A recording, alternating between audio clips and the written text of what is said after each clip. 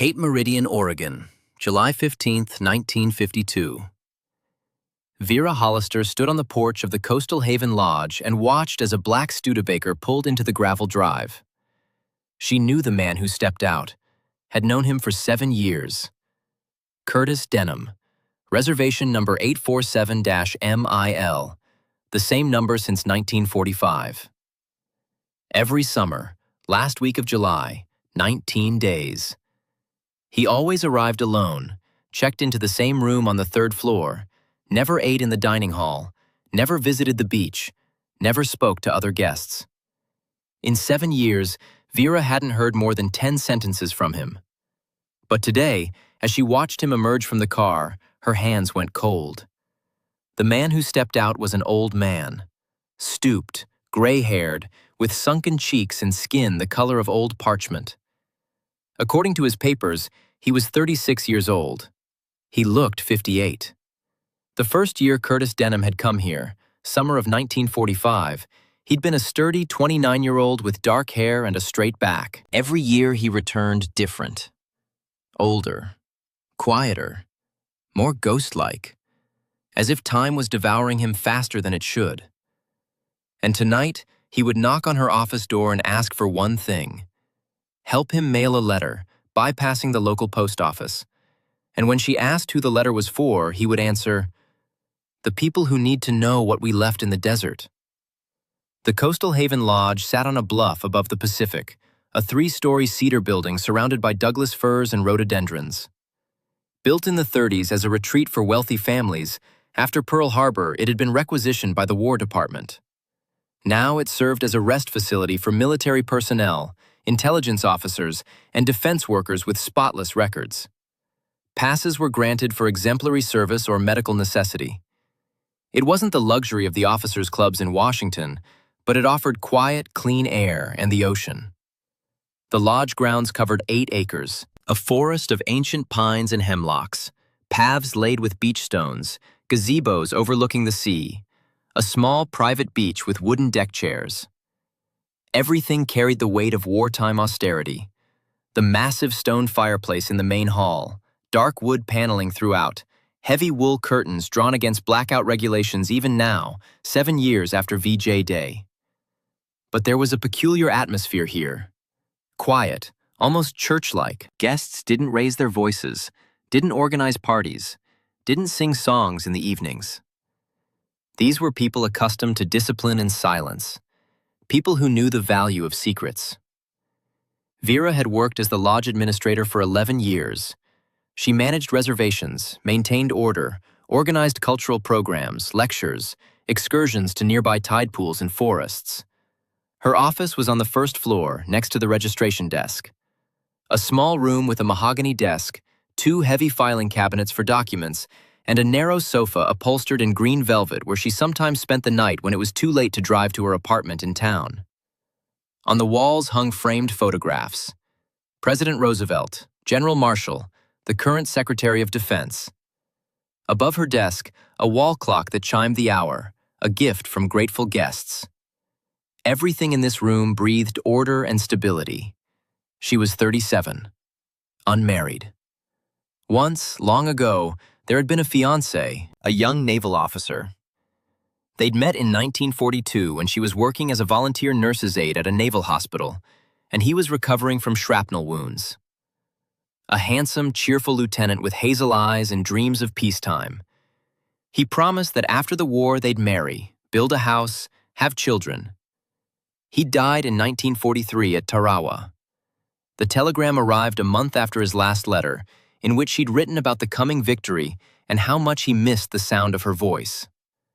After the war, there had been suitors, but something inside her remained closed.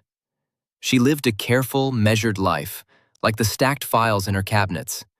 Everything in its place, everything under control. No surprises, no upheavals. Work, home, occasional trips to the movies, Sunday dinners with her sister. The quiet life of a woman who had loved once, lost, and decided never to risk her heart again. When Curtis Denham checked in at the front desk, Vera stood beside the clerk, pretending to review the logbook. In truth, she was watching his hands. Hands told you more about a person than their face. Curtis's hands were trembling. A slight, almost imperceptible tremor as he signed the register. His handwriting had changed. 7 years ago, when he'd first arrived, he'd written clearly, with pressure, the letters even and confident. Now the letters shook, looked elderly, sprawled across the line as if the man could barely hold the pen. Quote 1, the clerk said, handing over the key. Quote 2. Curtis nodded, took the key and headed for the stairs. Vera noticed he climbed slowly, gripping the handrail. Each step seemed difficult. He paused on the landings to catch his breath, then continued upward. A man not yet 40, moving like someone in his 70s, every motion bringing pain. Quote 3, the clerk asked quietly after Curtis disappeared up the stairwell. Quote 4, she replied just as softly. Quote 5. Quote 6. Quote 7. The clerk, Walter Brennan, an elderly man with silver hair and wire-rimmed glasses, shook his head. Quote 8. He didn't finish the sentence, but Vera understood what he meant. Unless this was a special case, someone being watched, someone being kept under observation. You check his papers every time? Vera asked. Every single time. Everything's in order.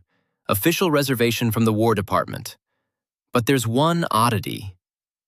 What's that? Under current assignment, there's always a dash. Classified. And the basis for his reservation isn't commendation, it's medical necessity. Vera said nothing. She was thinking about how Reservation 847-MIL was special. They didn't issue those for outstanding service.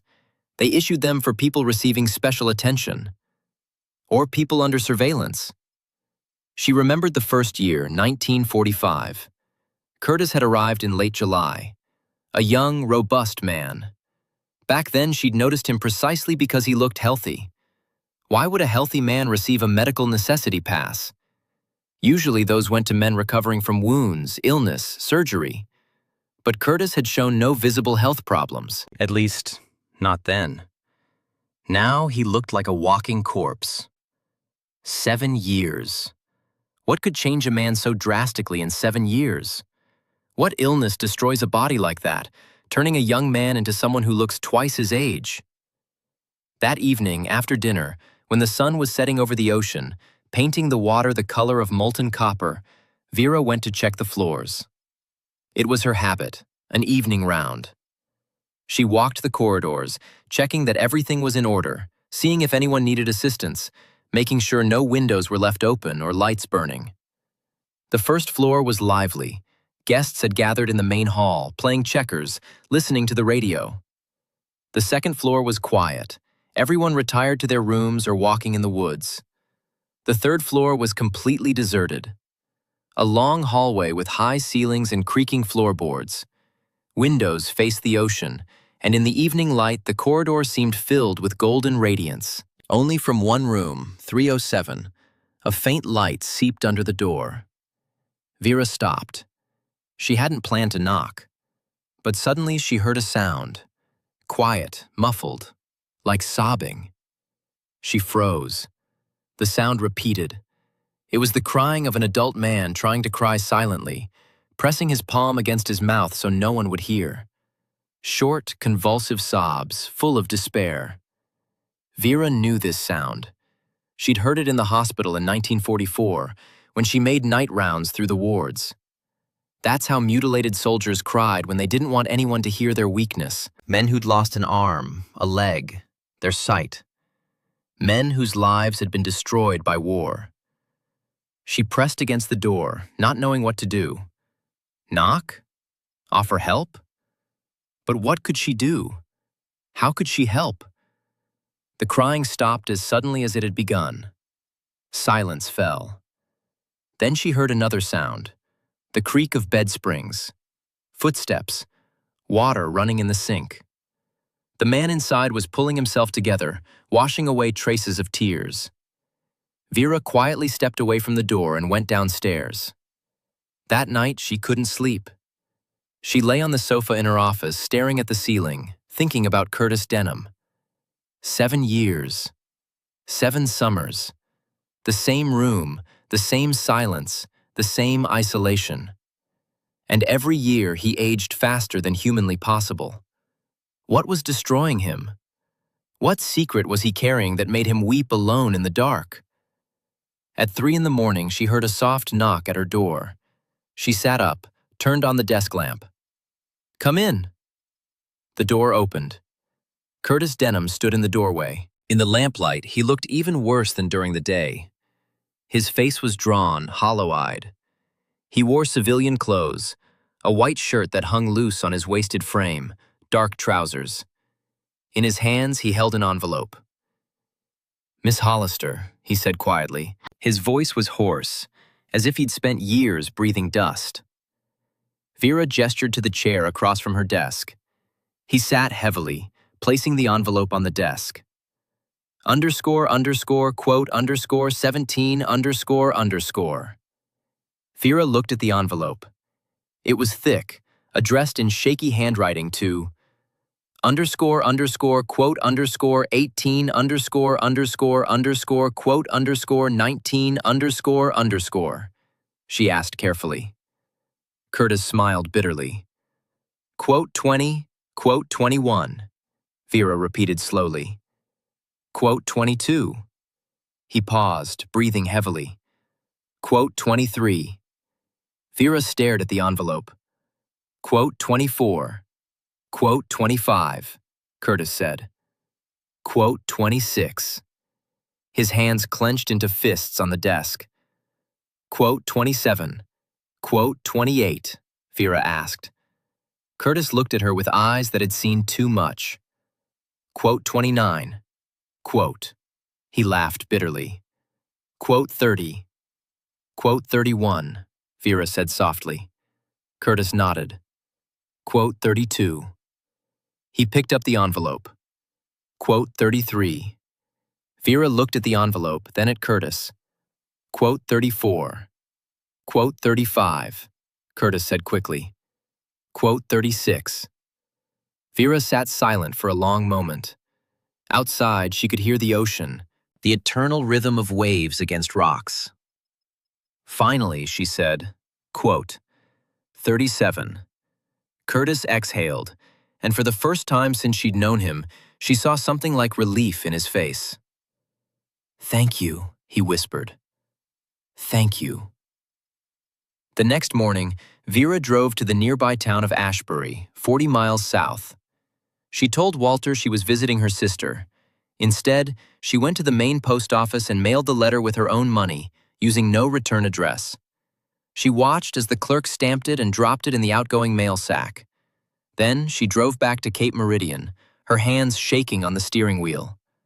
What had she done? She'd just committed a federal offense. If the letter was truly as sensitive as Curtis claimed, she could be charged with espionage.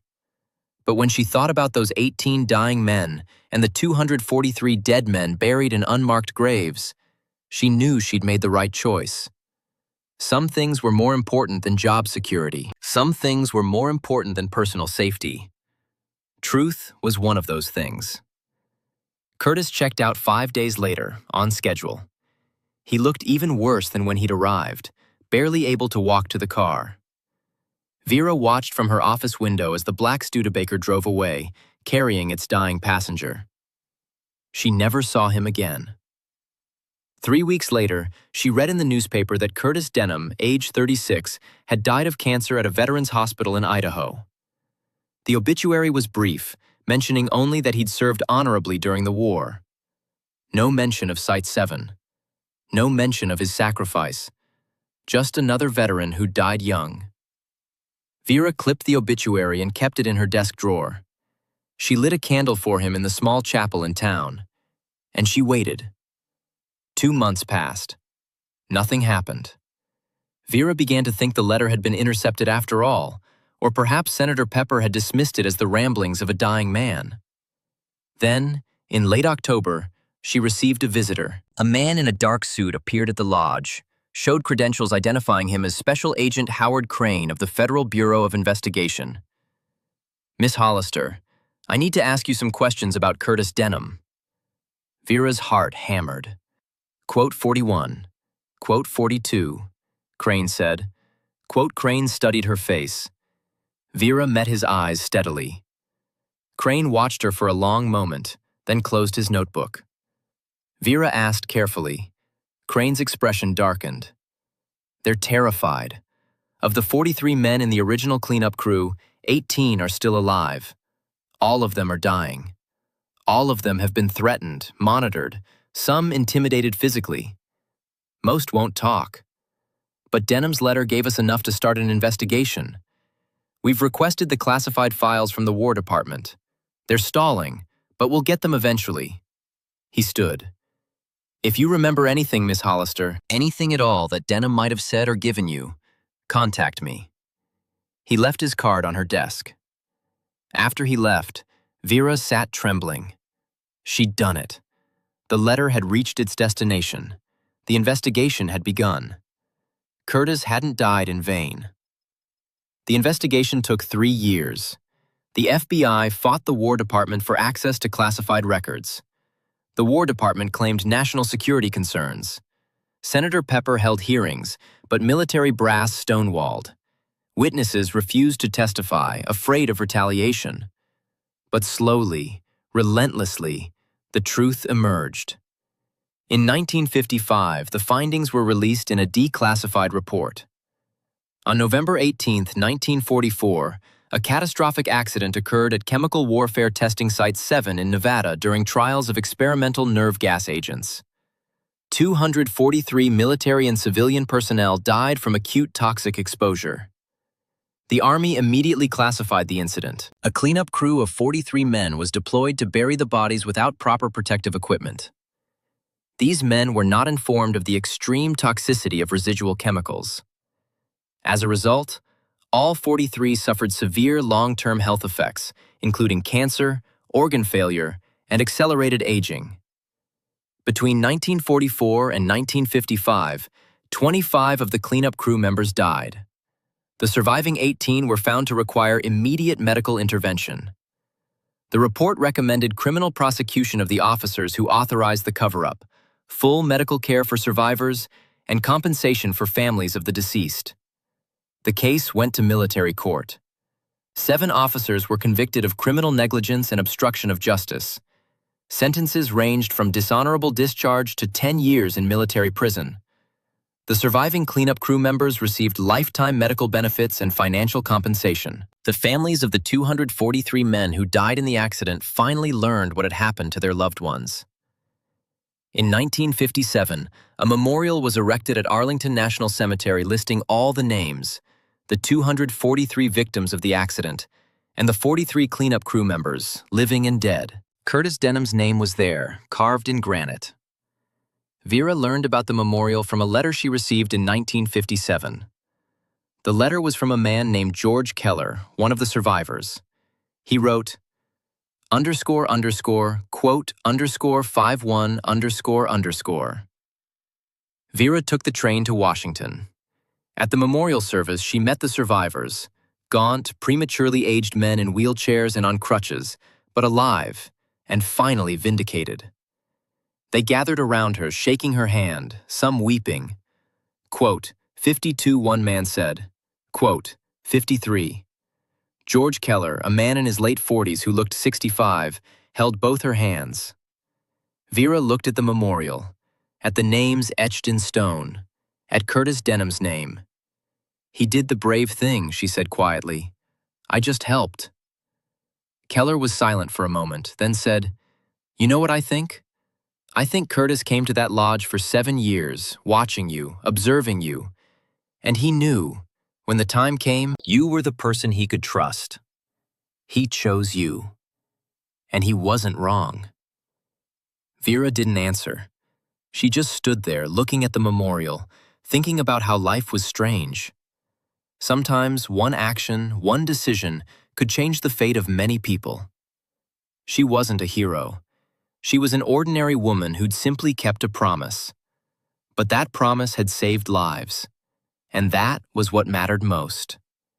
Years passed. Vera continued working at the lodge. Life went on.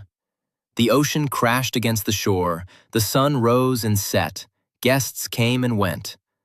But sometimes, when she walked past room 307, she remembered the man who had stayed there 7 summers in a row. Curtis Denham, who had aged faster than time allowed, who carried a terrible secret and finally found the strength to reveal it. In 1965, she received a phone call from Howard Crane, the FBI agent who'd interviewed her years before. He'd retired from the bureau, was now teaching criminal justice at Georgetown. Vera asked. Vera closed her eyes. 7 out of 43. In 1975, Vera retired. She was 60 years old. She'd lived a quiet, modest life. No husband, no children, no great achievements. But she knew her life hadn't been meaningless. She'd helped. She'd kept a promise. She'd done what was right, even when it was dangerous. She moved from her lodge apartment to a small 1-bedroom on the outskirts of town. Sometimes she walked along the beach and looked at the ocean. Sometimes she remembered the man who had come to her office at 3 in the morning with an envelope in his hands. Curtis Denham, who had died too young, but who had changed the world, even if just a little. In 1980, when government transparency laws expanded, many classified archives were opened. Journalists began publishing materials about covered-up incidents, accidents, crimes. One article was devoted to the 1944 events at Site 7 in Nevada. There was a photograph of the Arlington Memorial with the names of the dead. There was mention of Curtis Denham's letter that had triggered the investigation. And it said, __, quote _63 __. Vera read the article in the newspaper and smiled. Unknown woman. That was how it should be. She hadn't sought fame. She'd simply done what she thought was right. And that was enough. In 1998, Vera turned 83. She still lived alone in her small apartment. Her health was failing, but she held on. One summer day, there was a knock at her door. On the threshold stood an elderly man with a cane. He was in his late 80s, his face lined with wrinkles, but his eyes were bright and clear. Vera remembered. They sat in her kitchen. Vera made coffee. Keller pulled an envelope from his briefcase. Vera opened the envelope. Inside was a photograph of the memorial and a handwritten letter. Signatures: George Keller, Paul Ziegler, Nathan Morrison. Vera read the letter, tears streaming down her face. Quote, 68 quote, she asked quietly. Keller nodded. Quote, 69 quote. Quote, 70 quote. Quote, 71 quote. They sat for a long time, drinking coffee, talking about the past. Then Keller left, leaving Vera with the letter and photograph. She hung the photograph on her wall, next to an old picture of her fallen fiancé. 2 memorials. 2 reminders that truth and justice are worth any sacrifice. Vera Hollister died in 2003. She was 88 years old. She'd lived a long, quiet life. When they buried her, several people came to the cemetery. Among them was a very old man in a wheelchair, George Keller, the last surviving member of the Site 7 cleanup crew. He placed a bouquet of white roses on the coffin and said softly, "Thank you, Miss Hollister. Thank you for giving us a chance. Thank you for not being afraid. Thank you for the truth." The coffin was lowered into the ground. Above the cemetery, Douglas firs swayed in the wind. In the distance, you could hear the sound of the ocean, the eternal, indifferent ocean, which remembers everything and forgets nothing. Epilogue, 2024. In the archives of the Department of Justice sits Case File 1856-55, concerning criminal negligence and cover-up of consequences of chemical weapons accident at Military Test Site, Nevada. The file contains 290 pages, witness testimony, medical reports, expert analyses, photographs, documents, and a letter, written in the shaking hand of a dying man, the last words of Curtis Denham. In the letter, he described everything: how they were sent to clean up the accident site, How they buried 243 bodies without proper protection. How they were assured there was no danger. How they began dying one after another. Cancer, heart attacks, premature aging. How they were threatened to stay silent. How those who tried to speak were killed, their deaths disguised as accidents. And how he, Curtis Denham, decided to break the silence. Because truth was more important than fear. Because the dead deserved justice. Because the living had a right to know. This letter saved lives. This letter changed history. This letter became the voice of those whom others tried to silence. And it all became possible thanks to two people. One who found the strength to write the truth, knowing it would be his last act. And another who found the courage to send that truth, risking everything. The story of Lodge Administrator Vera Hollister and Intelligence Officer Curtis Denham is a story about how even in the darkest system, there's room for truth. How even the most ordinary person can change the world. How even one letter can become a revolution. And the most important thing, never stay silent. Never. Under any circumstances. Because silence kills truth. And truth saves people. Even if it comes too late for those who waited for it. Even if it costs the life of the one who speaks it. Even if it seems weak and powerless in the face of a massive machinery of lies. Truth is always stronger. Because truth doesn't die. It lives in memory, in documents, in memorials, in the hearts of those who know it. And sooner or later, it wins. Always.